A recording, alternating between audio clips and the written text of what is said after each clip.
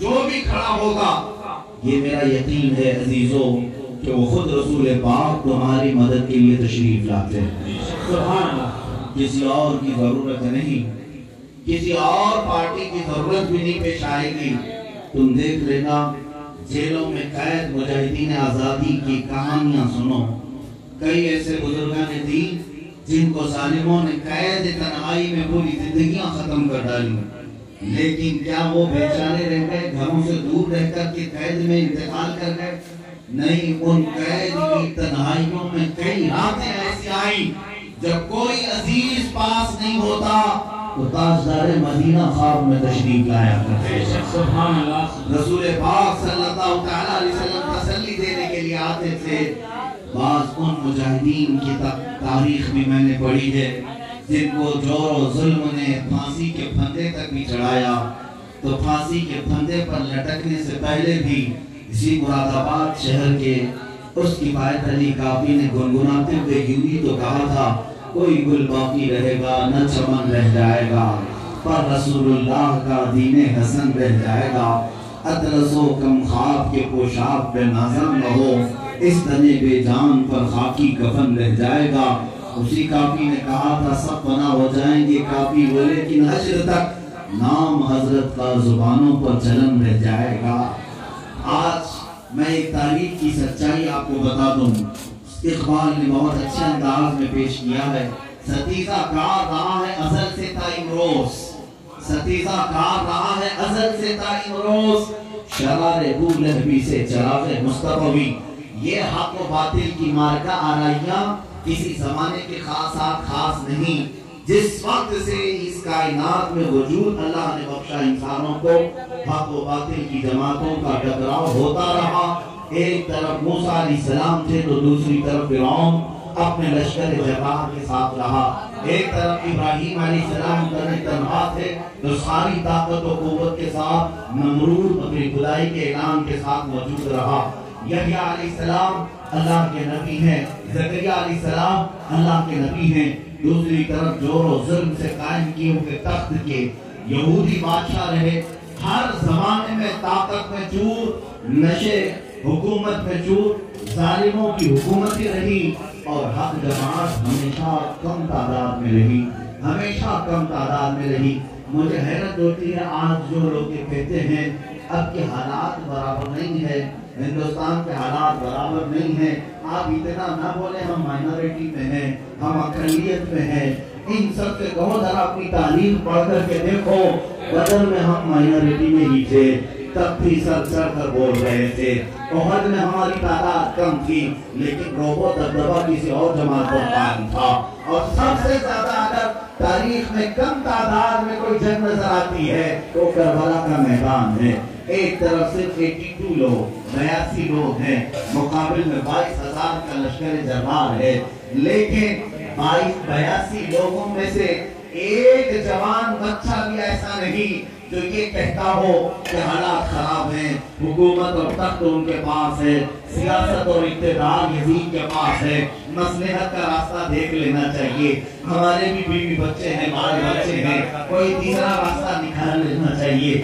بلکہ حسین اعظم کے ساتھ ہر جوان یہ پکار کر کہتا تھا ہمارے خون کا آخری قطرہ بھی اسی کربلا کے میدان میں بہے گا۔ ہم نکلے ہیں تخت و تاج حاصل کرنے کے لیے نہیں، شریعت مصطفیٰ کی حفاظت کے لیے نکلے ہیں۔ عزیزان گرامی وفات، آج میں ہندوستان کے جوان مسلمانوں سے یہی کہوں گا جس کے سینے میں یہ تمنا ہو کہ مجھے میرے آقا صلی اللہ علیہ وسلم کا دین پیارا ہے، اور وہ یہ نہ سمجھے کہ مجھے ایک سے کیا ہو سکتا ہے، میرے ایک سے کیا ہو سکتا ہے، پیپلسانہ کا ایک گاؤں کیا کر سکتا ہے، تمہیں معلوم نہیں۔ یہ تعداد کا کرشمہ نہیں ہے، اللہ کی طرف سے ہمیشہ حق جماعت کی مدد ہوتی ہے، چاہے وہ تعداد میں اقلیت ہی کیوں نہ ہو۔ اس لیے کہ بدر کا میدان بھی ہمیں یہی بتاتا ہے، کربلا کا میدان بھی ہمیں یہی بتاتا ہے۔ بدر کے میدان میں کیا ہوا تھا جانتے آپ؟ 313 نہتے صحابہ تھے، جن کے پیروں میں جوتیاں بھی نہیں ہیں، چپل پہننے کے لیے نہیں۔ اکثر صحابہ کے ہاتھ میں تلواریں نہیں ہیں۔ کچھ صحابہ تو وہ ہیں جو کھجور کی سوکھی ہوئی لکڑیوں سے لڑنے کے لیے آ گئے تھے، اور سامنے کون لوگ تھے؟ ایک عظیم لشکر جس میں بڑے بڑے سرداران قریش، اور رات کو ان کو یقین ایسا تھا اپنی طاقت پر کہ طبلے بج رہے تھے، ڈھول بجائے جا رہے تھے، رقاصاؤں سے گیت سنائے جا رہے تھے، پورا میدان بدر ان کے ڈھولوں کی آواز سے، شور سے بھرا ہوا تھا۔ کفار یہ سمجھ رہے تھے کہ کل ہماری فتح ہے۔ 1000 سے زیادہ کی تعداد، کئی اونٹ تو وہ ذبح کر کے کھانے کے لیے پکائے ہوئے تھے، ہانڈیاں چڑھی ہوئی تھی، سارا نشہ ان کے پاس تھا۔ اور رسول پاک صلی اللہ علیہ وسلم کے ساتھ جو صحابہ آئے، ان میں سے صحابہ کی حالت ایسی ہے، ایک کھجور کسی کے پاس ہے تو 4 لوگ ایک کھجور کو چوس کر اپنا پیٹ بھر رہے ہیں۔ اس کے باوجود توکل اور یقین کی طاقت یہ ہے، میرے مصطفیٰ نے صرف لکڑی کا اشارہ کر کے بتایا کہ گھبرانا نہیں، یہاں فلاں سردار قریش گر کے مرے گا، یہاں ابو جہل گر کے مرے گا۔ میرے آقا کی صرف بشارتیں تھیں، حضور نے صرف فرما دیا تھا، اور صحابہ کا یقین ایسا تھا۔ فرماتے ہیں بدر کی رات ہم اتنے آرام سے سوئے جتنا مدینے میں کبھی راتوں میں ہم سویا نہیں کرتے تھے۔ جنگ کے میدان میں سامنے لشکر جرار اپنی فتح کے طبلے بجا رہا ہے، طاقت کے نشے میں دھن ہے، لیکن صحابہ کا یقین یہ بتا رہا ہے اللہ کی مدد ہمارے ساتھ آنے والی ہے، فتح و نصرت رسول پاک کے دیوانوں کو ملنے والی ہے۔ اب میں ذرا بات یہ بتانا چاہتا ہوں، اے میرے مسلمان بھائیوں، تاریخ نے کیا بتایا؟ تاریخ نے کیا بتایا؟ بدر کا میدان بھی ہوا، ان نہتے صحابہ کے لیے اللہ نے 5000 فرشتوں کو اتارا، میدان بدر میں اتارا، فتح مبین سے ہمکنار ہوئے۔ مجھے بتاؤ تو تاریخ کے جھروکوں میں کہاں کھو گئے جو سرداران قریش تھے، بڑے بڑے پہلوان تھے، ان کے پاس طاقت، تخت، نشہ، دولت سب کچھ تھا، سب کھو گئے۔ تاریخ کے دھاروں میں ان کو تلاش کرو گے تو نشان تک نہ ملے گے، لیکن میرے آقا کے ان دیوانوں کے تذکرے آج بھی ہمارے مجموعوں میں ملتے ہیں۔ بدر کے شہداء آج بھی ہمارے درمیان زندہ ہیں۔ یہی تاریخ نے کربلا کے میدان میں بھی بتایا، 82 لوگوں میں سے اکثر اگرچہ شہید ہو گئے، کٹ گئے، ہاتھ پیر ان کے الگ ہو گئے، گردنیں جدا ہو گئی، بظاہر تخت کے نشے میں چور یزید نے یہ سمجھا ہوگا میں نے ایک حق بولنے والی زبان کو بند کر دیا ہے، حسین کو ختم کر دیا ہے، اب میرے خلاف کوئی بات آنے والی نہیں ہے، ہمیشہ کا تخت میرا ہے، ہمیشہ کی سیاست اور اقتدار میری ہے۔ لیکن ہوا کیا؟ صرف 2.5 سال کے بعد اس کا جسم سڑا، بدبودار ہوا، اور ایسے بستر پر مرا جہاں اس کے سرانے شراب کا کوزہ بھرا ہوا تھا، ناچنے والی گاتے رہی، اور وہ مر کر ختم ہوا۔ اب میں بتاتا ہوں میرے عزیزوں، تاریخ کے یہ دونوں معرکوں کو ذہن میں رکھنا، اور کبھی اللہ نے اگر توفیق دی تو ملک شام بھی چلے جانا اور عراق بھی چلے جانا، یہ انبیاء اور اولیاء کی سرزمین ہے۔ ملک شام، دمشق، وہ تخت خلافت کی تاریخ وہاں پر موجود ہے جہاں یزید نے اپنی طاقت کا تخت بچھایا تھا اور ظلم کی تاریخ لکھی تھی۔ اور عراق میں اسے لیے کہہ رہا ہوں، عراق کی دھرتی پر وہ کربلا کے ریگزار کا میدان آج بھی موجود ہے۔ دونوں جگہ جا کر کے دیکھ لینا، یہ فقیر گیا ہے، میں خود حاضری دیا ہوں، دمشق پہنچے تھے، بہت بڑے بڑے اولیاء کاملین کی زیارتیں کی، صحابہ تابعین کی زیارتیں کی۔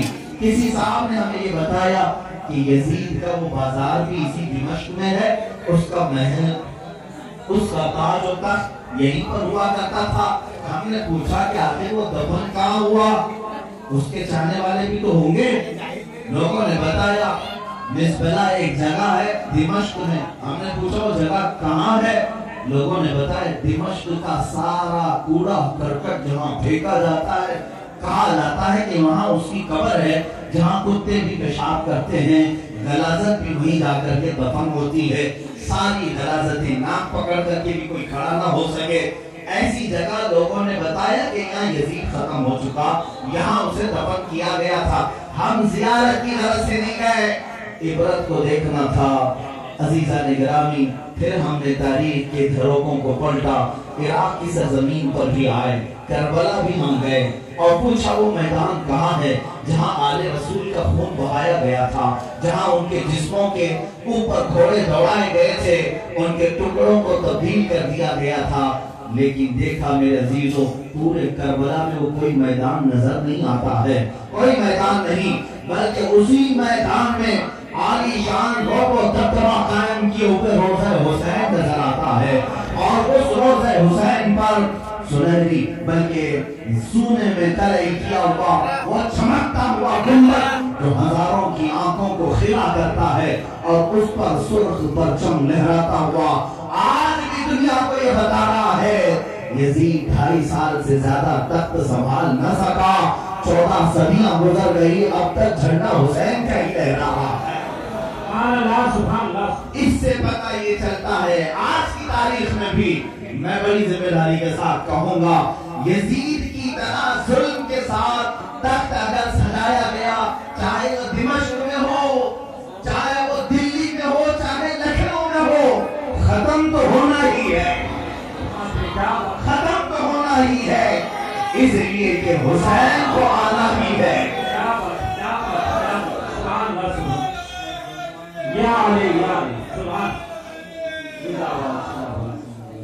آپ اس بات کو یقین کے ساتھ لے کر چلیں، ظلم کی داستان زیادہ دن تک نہیں چلتی۔ تخت جو ظلم کے ساتھ قائم کیا جاتا ہے، یہ اگرچہ آپ سوچ رہے ہوں گے کہ کچھ داڑھی والوں کی داڑھی کاٹ کر کے اسلام کو ختم کر دیں گے، کچھ ٹوپیاں اڑا کر کے سمجھ لیں کہ ہم مسلمانوں کا خاتمہ کر دیں، اور وہ کوفے میں بیٹھا ہوا پاکھنڈی جو یہ کہتا تھا کہ میں اسلام کا خاتمہ کرنے کے لیے نکلا ہوں، وہ اپنی زبان کی کھجلی نہیں مٹھا سکا، اور اسلام کے خاتمے کی بات کر رہا ہے، ان قریب اس کا بھی حشر اللہ ہمیں آنکھوں سے دکھائے گا۔ دیکھو، انتظار کرو، قرآن کہتا ہے سَيَعْلَمُ الَّذِينَ ظَلَمُوا أَيَّ مُنْقَلَبٍ يَنْقَلِبُونَ، یہ میرے رب کا وعدہ ہے۔ مولا فرماتا ان قریب ظالم یہ دیکھیں گے کہ کون سی پلٹی میں اللہ نے ان کو پلٹایا ہے، کون سی کھائی میں اللہ نے انہیں گرایا ہے۔ انہوں نے جو گرہ باندھے تھے، مولا تعالیٰ انہی گروہ میں انہیں گرفتار کر رکھا ہے۔ انہوں نے جو گستاخی کا ایک نیا ٹرین شروع کیا تھا، دیکھنا اب ان کی کوئی عزت باقی نہیں رہے گی۔ ہاں یہ سمجھتے تھے کہ میرے نبی کونین صلی اللہ علیہ وسلم پر انگلی اٹھا کر اپنی قوم کے ہیرو بن جائیں گے، دیکھ لینا تمہاری لاشوں کو کتے بھی نوچیں گے اور تمہاری خود قوم تمہیں ننگا کر کے مارے گی، اس لیے کہ تم حضور اکرم صلی اللہ علیہ وسلم کی ساتھ پر جو حملے کر رہے تمہارا کیا مقابلہ تھا؟ میرے نبی کونین کی زندگی سے تمہارا کیا مقابلہ تھا؟ لڑنا تھا تو ہم نے سو سے لڑ لیتے، یہاں ہزاروں مسلمان ہیں، لڑ لیتے۔ ارے اتنی ماب لنچنگ ہو رہی ہے، ہم دیکھ رہے ہیں، ہم میں سے کون اٹھتا ہے، ہم کہاں دفاع کے لیے آ رہے ہیں؟ میں ان سے کہتا ہوں یہ چند داڑیاں اگر تم کاٹ لو، چند ٹوپیاں اگر تم اڑا لو تو کیا سمجھتے ہو کہ اسلام کا خاتمہ ہوگا؟ ظالموں، اسلام کسی محلے اور کسی گلی سے نکلے ہوئے دین کا نام نہیں ہے، اسلام اس درخت کا نام ہے جس کی جڑیں تحت الثری میں ہیں، جس کی شاخیں عروج ثریا پر ہیں۔ تم اس درخت کو ہلانے کی بات کرتے ہو، اس کے پتے بھی نہیں توڑ سکو گے، اس کے پتے بھی نہیں توڑ سکو گے۔ تم پوری طاقت جمع کر لو، سارے پاکھنڈی جمع ہو جاؤ اور اسلام کے خاتمے کے لیے آؤ۔ چیلنج ہے کہ کوشش کر کے دیکھ لو، تم سے بڑے بڑے اور سڑے سڑے سبوں نے کوشش کر لیا اور ان کا خاتمہ ہوا۔ آج اس مراد آباد کی ایک تاریخ میں بتا دوں، مراد آباد کے شہر میں ایک عالم دین کو 3000 کی فوج بھیج کر کے انگریز نے گرفتار کیا تھا، سیدنا کفایت علی کاوی۔